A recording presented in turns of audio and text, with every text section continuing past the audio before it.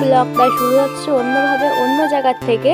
তো রেডি সেডি হয়ে চলে এসছি একটা বৌদিদের বাড়ি, আমি আর আমার বান্ধবী। ওখানে বৌদি ছিল, আর দুটো বৌদি ছিল, আর একটা পুচকু ছিল। তো পুচকুটা হাই করে দিল, বৌদিও হাই করে দিয়েছে। তো আমি আরেকটা বৌদিকে কতবার বলছি যে হাই বলো, শুনতে পাচ্ছে না। তারপরে পরে শুনে হাই। তো সবাই বেরোনোর জন্য রেডি হয়ে গেছিলো, আমরা এদিকে ভিডিও করছিলাম। আর আমাদের সবাই দেখো, সবাই রেডি।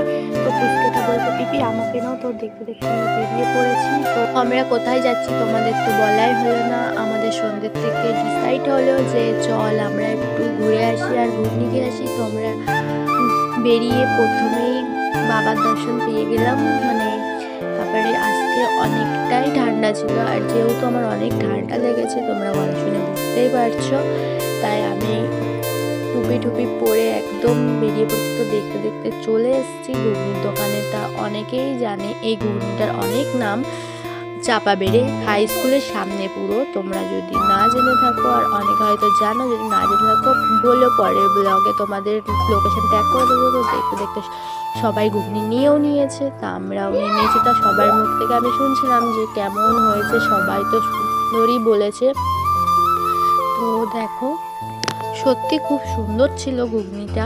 তো আমাদের আবার একটা জায়গায় হলেও যাওয়ার কথা হয়েছিল, তো আমরা আবার এক জায়গায় যাব।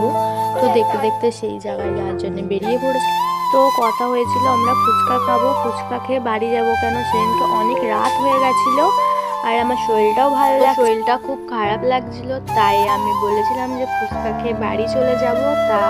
তা তোমাদের একটা কথা বলি, যখন ওই কাকার দোকানে আমি প্রায় ফুচকা খেতে যাই, অনেক সুন্দর ফুচকা, কিন্তু দাদু যখন বেঁচে ছিল তখন একটা মানে 10 টাকার 14টা ফুচকা দিত। এখনকার সময় এসে তাও 10 টাকার 10টা ফুচকা দেয়।